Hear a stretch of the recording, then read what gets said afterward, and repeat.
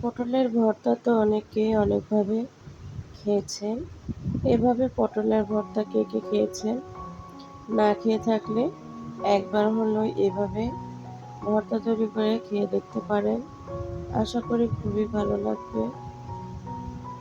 তো এর জন্য আমার লাগছে কিছু পটল। এই যে দেখুন পটলগুলো, এই পটলগুলো দিয়ে আমি এখন ভর্তা তৈরি করব। তার আগে পটলের দুই পাশে কেটে নিতে হবে। এই যে এখন একটা পটল দিয়ে এই যে শিলপাটার যে শিলটা থাকে সেটা দিয়ে এভাবে ছেঁচে নিতে হবে। ছেঁচে নেওয়ার সময় দেখবেন পটলের কিছু অংশ ছুটে চলে যাবে, তো সমস্যা নেই, সেগুলোকে ধরে বেঁধে নিয়ে এসে আবারও এরকম করে ছেঁচে নেবেন। তো এরকম মনের যত রাগ আছে সব রাগ এখানে পারলে মিটিয়ে নেবেন, যার যার উপর রাগ আছে। তো এই যে এখন আমি এগুলোকে ছেঁচে নিয়েছি। এই যে দেখতে পাচ্ছেন বিচি সহ পটলগুলোকে খুব সুন্দর করে ছেঁচে নিতে হবে। আর এখন এখানে কিছু রসুনের কোয়া ওইভাবে ছেঁচে নেব।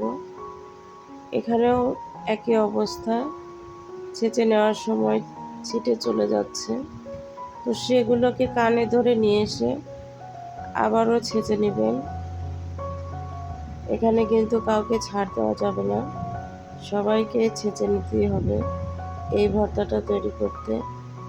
তো এখন অফ ক্যামেরাতে সবগুলো আমি ভালো করে শিল দিয়ে এভাবে ছেঁচে নিয়ে নেব।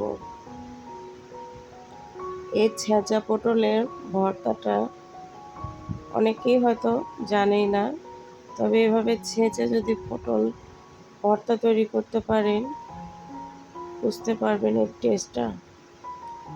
তো ফ্রাই প্যানের মধ্যে আমি সরিষার তেল দিয়েছিলাম, দিয়ে আগে থেকে যে পটল ছেঁচে রেখেছিলাম সেগুলো দিয়ে দিলাম। এখন এখানে কিছু পেঁয়াজও আমি নিয়েছি, তবে পেঁয়াজগুলোকে ছেঁচে নিয়ে নিই, একটু মোটা করে 4 ফালটা করে কেটে নিয়েছিলাম। ওগুলোই এখন একটু দেখবেন যে নাড়াচাড়া করা অবস্থায় আঁশগুলো আলাদা হয়ে যাবে। তো সবগুলো দিয়ে এখন এখানে লবণ দিয়ে দিলাম 1/2 চামচ, হলুদ দিয়ে দিব 1/2 চামচ। এই তো বাস, এখানে আর কোনো কিছু দেওয়ার কোনো প্রয়োজন নেই।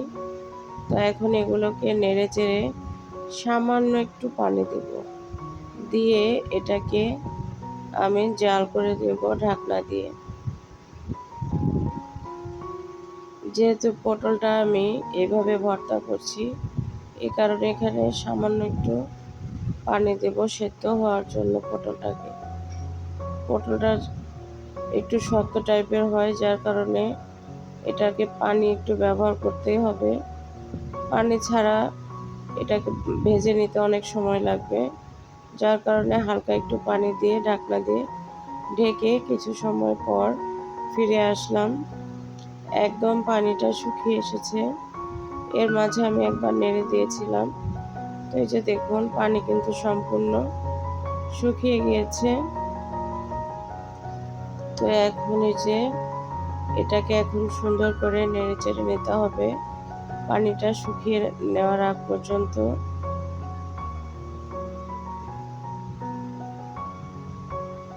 মিডিয়াম হিটে এই কাজটা করছি। দেখুন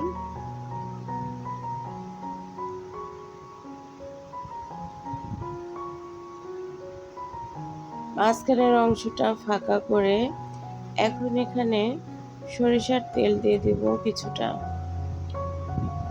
আর প্রথমেও সরিষার তেল দিয়েছিলাম, এখন আবারও কিছু সরিষার তেল দিয়ে দিলাম, দিয়ে এখন এভাবে একটু নেড়ে চেড়ে নিতে হবে লাল লাল করে ফ্রাই করার আগ পর্যন্ত।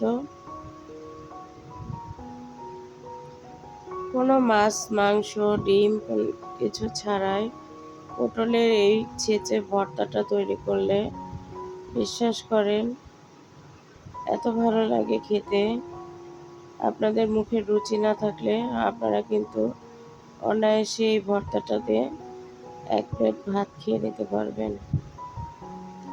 তো এই যে এখন দেখুন এটা কিন্তু অনেকটাই পোড়া পোড়া ভাব চলে এসেছে, আর কিছুটা ফ্রাই প্যানে লেগেও ধরেছিল। তো সমস্যা নেই, আমি আরও কিছু সময় এভাবে উল্টে পাল্টে একটু জাল করে নেব।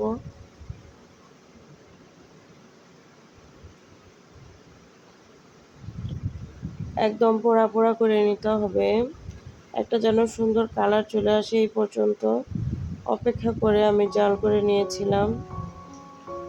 এখন আমি জালটাকে বন্ধ করে চুলার হিটে কিছুটা সময় নেড়ে চেড়ে এটাকে নামিয়ে ফেলবো।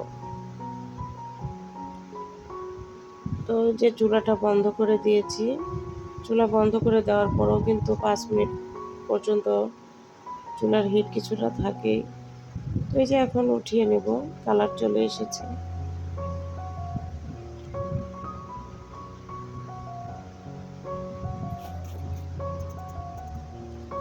একটা প্লেটের মধ্যে আমি সবগুলো উঠিয়ে এখন নিয়ে চলে এসেছি। দেখুন এখানে কিছু কাঁচা পেঁয়াজ, লবণ আর ধনিয়া পাতা নিয়েছি।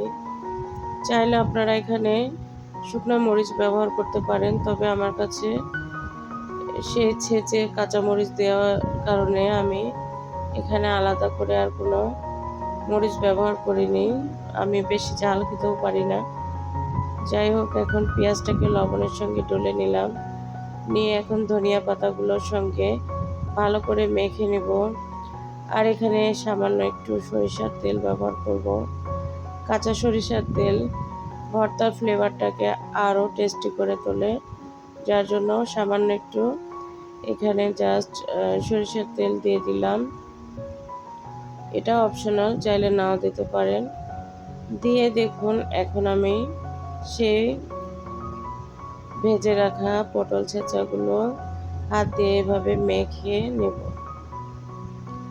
এখন কিন্তু যত ভালোভাবে আলতোভাবে ভর্তাটাকে মেখে নিতে পারবেন, ভর্তার টেস্টটা তত ভালো লাগবে খেতে। এই ভর্তাটা তৈরি করতে একটু ঝামেলাও হলেও খেতে কিন্তু দুর্দান্ত স্বাদের হয়ে থাকে। তো এতক্ষণ যারা সময় নিয়ে আমার এই ভিডিওটি দেখেছেন, সবাইকে অসংখ্য অসংখ্য ধন্যবাদ। তো আমার এই রেসিপিটি যদি একটু হলেও ভালো লাগে, অবশ্যই লাইক, কমেন্ট, শেয়ার করতে ভুলবেন না। কেমন হলো অবশ্যই একটা কমেন্ট করে জানাবেন। তো সবাইকে অনেক অনেক ধন্যবাদ। আল্লাহ হাফেজ।